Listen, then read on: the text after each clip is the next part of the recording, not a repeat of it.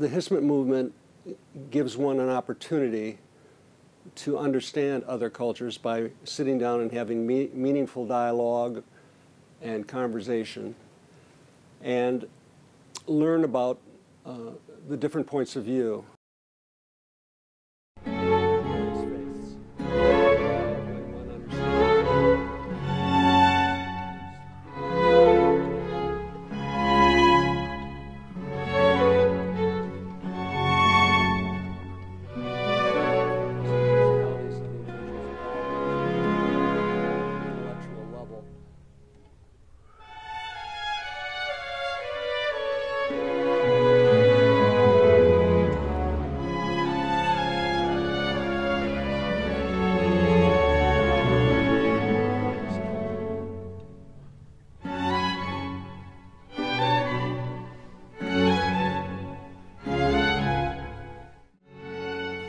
I am David Rick. I'm a retired Chief Financial Officer, or CFO, of both for-profit and not-for-profit organizations here in America. I'm now retired, and I'm actively involved supporting the Atlantic Institute in Central Florida. The Hizmet movement is somewhat unique in that it takes a practical point of view toward the living of daily life, different worlds or different nations around the world.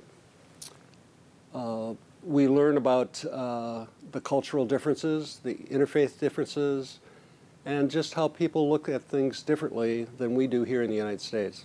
The Hizmet movement, as I understand it, is actively involved in education, in healthcare, in disaster relief, and in journalism and publication and the free exchange of opinion. Those four activities are very worthwhile in any of our countries. They're worthwhile in any of our cultures. That contribution to the fabric of our world is a very valuable one. Ayman Gulen is an international leader of a great significance at this time in our world. He is a bridge builder, and by that I mean he doesn't build bridges over water or valleys, but he builds bridges between various cultures, various faiths, various beliefs of countries, schools of thought. He has set out some principles by which any person can follow and be a contributing factor in his community or in his mosque or church or synagogue. We should be grateful for his leadership. In our world today, we have a lot of unrest, a lot of war and military actions taking place between countries and or cultures that are trying to dominate, if you would, the thinking of the world. The Hizmet movement gives one an opportunity to understand other cultures by sitting down and having meaningful dialogue and conversation, and learn about the different points of view. My personal travels have allowed me to view a number of different cultures, both in Muslim communities and elsewhere, where I've learned that people believe pretty much the same in their daily lives. They love their families, they love their faith, and they love their countries. However, those beliefs, sometimes when not understood by others, are believed to be in conflict. They are not in conflict at the root of those beliefs. In fact, it's my understanding that most of our theologies come from the Abram as our father of our various faiths. And when one understands that, and when one meets the people and sees the kindness and the genteel nature of individuals and how they love their children and love their faith, it helps one understand that these are positive and favorable things, characteristics that we ought to have for ourselves. As I understand it, there are 1.5 billion Muslims in the world. Islam, as a faith, recognizes the goodness in people and helps people understand how they can be a better person, a better contributor to their community, and a better practitioner of their faith.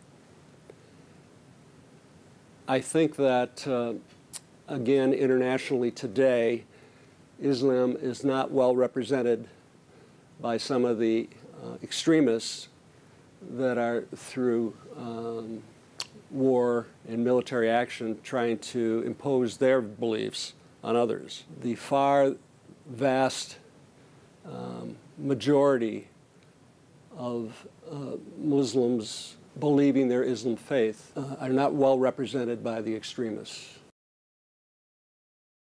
As a Christian brought up in a somewhat limited or with limited experience amongst various other faiths, my appreciation of the interfaith dialogue of listening to an imam, a Jewish rabbi, and a Christian minister talk about the common beliefs between the various faiths was somewhat revealing to me. It was because of the personalities of the individuals involved. It was entertaining on an intellectual level because they all, each of the representatives of the faiths, interacted between each other with great respect, but with great humor as well. As I understand it, the Hizmet movement is a moderate approach to the Islam faith, and it's a more contemporary movement.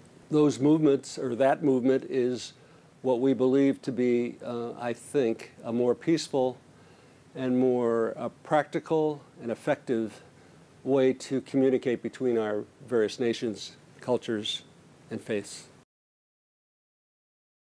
I think it is a great initiative on the part of the Hizmet movement to offer educational institutions to various communities around the world, especially those communities that can't initiate them on their own.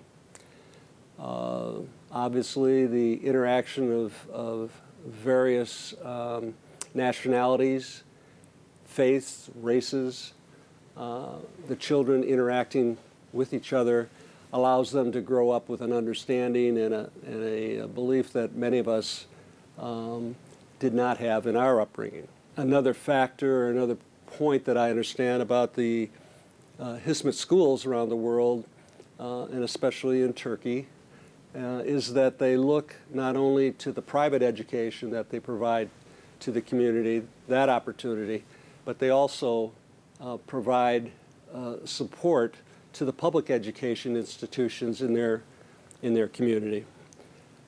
This has allowed them to be very successful at preparing students for advanced education.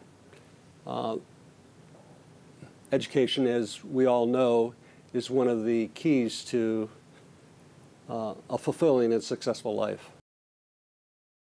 Hizmet exercises its opportunity to help other nations of the world through its disaster recovery programs. Each of us would like to be able to help those affected by disaster in other parts of the world, natural disasters. Hizmet gathers the resources from people that are supportive of helping, and because of that, it's very useful and has a very practical effect on the disaster recoveries of various countries. Therefore, the Hizmet movement, like other nonprofit organizations in other countries, is a vital part of the disaster relief efforts around the world. And the Turkish population and populations that are influenced by the Hizmet movement are well served by the organization in this relief effort. I believe there needs to be understanding of what Hizmet really is, and those that would criticize it, I believe, don't really understand the basis or the foundation of Hizmet, of broadening understanding, increasing dialogue between faiths, between nationalities, races, and what have you. We that are part of the Hizmet movement need to bring together the resources to expand that understanding and expand that dialogue. And I believe that people that would criticize might be influenced by greater understanding. I believe the Hizmet movement stands for commitment. I mean, to me, that's the key word there. It's a commitment to God. It's a commitment to the individual, a commitment to peace. Hizmet has a signature of a positive focus. Hizmet works for the common good. There is an assumption about peacemaking instead of using force. I appreciate those things very much. I think they're very powerful.